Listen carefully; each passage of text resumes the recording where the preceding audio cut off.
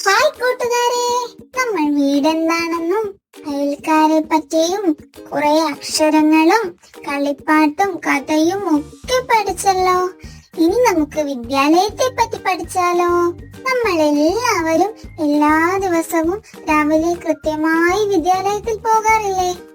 പാഠങ്ങൾ പഠിക്കാനും കൂട്ടുകൂടാനും കൂട്ടുകാരോടൊത്ത് കളിക്കാനും അച്ചടക്കം പാലിച്ച് വളരാനും ഒക്കെയുള്ള സ്ഥലമാണ് വിദ്യാലയം. എന്റെ വിദ്യാലയം എന്റെ വീടിനടുത്ത് തന്നെയാണ്. അതുകൊണ്ട് തന്നെ ഞാൻ അവിടെ നടന്നാണ് പോകാറുള്ളത്. എന്റെ കൂട്ടുകാരിൽ ചിലരോ അവർ സ്കൂൾ ബസ്സിലും വരാറുണ്ട്.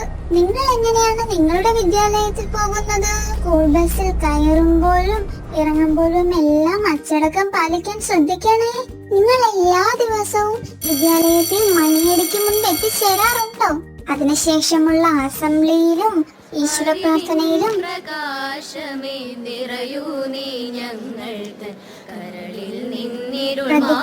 എല്ലാം എല്ലാവരും കൃത്യമായും പങ്കുചേരണം.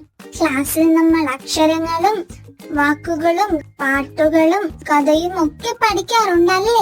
അധ്യാപകരെ അനുസരിക്കാനും അവർ പറയുന്നത് ശ്രദ്ധയോടെ കേട്ടിരിക്കാനും ഒക്കെ ശ്രദ്ധിക്കണേ. ഉച്ചഭക്ഷണം നിങ്ങൾ ഒറ്റയ്ക്കാണോ കഴിക്കാറുള്ളത്? അല്ല അല്ലേ?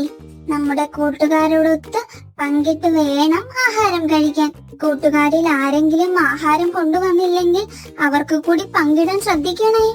ഭക്ഷണം കഴിച്ചതിന് ശേഷമുള്ള അവശിഷ്ടങ്ങൾ കൃത്യമായി ചവറ്റുകുട്ടയിൽ നിക്ഷേപിക്കണേ കൂട്ടുകാരെ.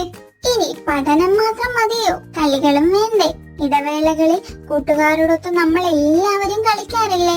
ഇത്തരം കളികൾ നമ്മുടെ വളർച്ചയ്ക്കും കായികക്ഷമതയ്ക്കും എല്ലാം ഏറെ അത്യാവശ്യമാണ്. ഇങ്ങനെ പഠിച്ചു വളരാനും കളിച്ചു രസിക്കാനും കായിക പ്രവർത്തനങ്ങളിൽ ഏർപ്പെടാനും കൂട്ടുകൂടാനും ഒക്കെയുള്ള സ്ഥലമാണ് നമുക്കെല്ലാം പ്രിയപ്പെട്ട നമ്മുടെ വിദ്യാലയം. നിങ്ങളുടെ വിദ്യാലയത്തിൽ നിങ്ങൾക്ക് ഏറെ ഇഷ്ടമുള്ളത് എന്താണ്? കൂട്ടുകാരോടും ചോദിച്ചു നോക്കണേ.